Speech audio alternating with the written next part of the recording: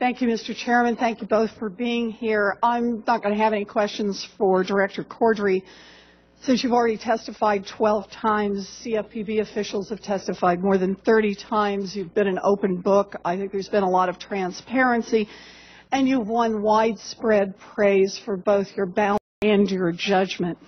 But I do have questions. What I want to know is why, since the 1800s, have there been agencies all over Washington with a single director, including the OCC, but unlike the Consumer Agency, no one in the U.S. Senate has held up confirmation of their directors demanding that the agency be redesigned. What I want to know is why every banking regulator since the Civil War has been funded outside the appropriations process, but unlike the Consumer Agency, no one in the United States Senate has held out confirmation of their directors demanding that that agency or those agencies be redesigned. And what I want to know is why there are agencies all over Washington whose rules are final, subject to the ordinary reviews and oversight, while the CFPB is the only agency in government subject to a veto by other agencies, but unlike the CFPB, no one in the U.S. Senate holds up confirmation of their directors demanding that those agencies be redesigned.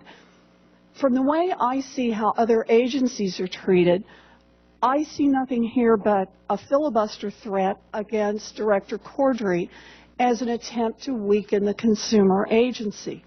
I think the delay in getting him confirmed is bad for consumers, it's bad for small banks, it's bad for credit unions, it's bad for anyone trying to offer an honest product in an honest market. The American people deserve a Congress that worries less about helping big banks and more about helping regular people who've been cheated on mortgages, credit cards, on student loans, on credit reports. I hope you get confirmed. You have earned it, Director Cordray. So, my questions are for Ms. White. Thank you very much. We've gotten a sense of you as a rule writer, and I'm glad as a prosecutor. But I want to ask a couple of questions around rule writing, and actually I'm going to start in the same place many of my colleagues have, and that is to talk about the things that have not yet been done. In fact, I'll just make a little note here. The Consumer Agency has met virtually all of its rule writing deadlines. The SEC has missed about half of them so far. But everyone's been highlighting the rules that they want to make sure that you focus on. I just want to draw a line under 4 of them that the SEC has not yet written any rules for. There are still no rules for credit rating agencies that took money to sign off on risky deals that crash the economy and still operate with big conflicts of interest. There are still no rules from the SEC to deal with the derivatives that were right at the heart of the financial crisis. There are still no rules from the SEC to protect the counties and towns that were cheated. There are still no rules from the SEC to require disclosure of CEO pay relative to regular employees' pay. So if people are going to talk about priorities, I certainly hope that those are all near the top of your list. But one other thing I want to ask you about rule writing, because it came up earlier in the discussion, is the economic analysis or the cost-benefit analysis.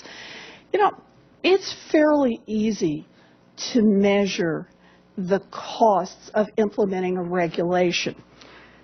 But what about the costs of under-enforcing the rules? So costs of people being cheated on mortgages and credit cards. What are the costs when money launderers are not prosecuted? What are the costs when big financial institutions crash our economy? So my question is, how do you make sure that when we're talking about cost-benefit, that the costs, not just of enforcing regulations, but the costs of under-enforcing those regulations is also accounted for, Ms. White? I appreciate the question. I think it also relates to measuring the benefits. I mean, I think it's kind of at least a similar issue, if not the same. I mean, and again, one of the things that I, if confirmed, want to do first also when I get to the SEC is to really bore into exactly how this is being done. I also have the concern, as we all do, even though in terms of having our rules upheld by the courts, which that needs to happen as well. But I think we have to recognize that there are some benefits, the cost of under-enforcement, that have to be analyzed on their terms. In other words, that you have to say if you can't quantify, you say why you can't quantify, or perhaps you do quantify, but you use a different parameter to do it. So I fully take your point. Okay. Thank you very much. I see my time is up. Thank you very much, Mr. Chairman.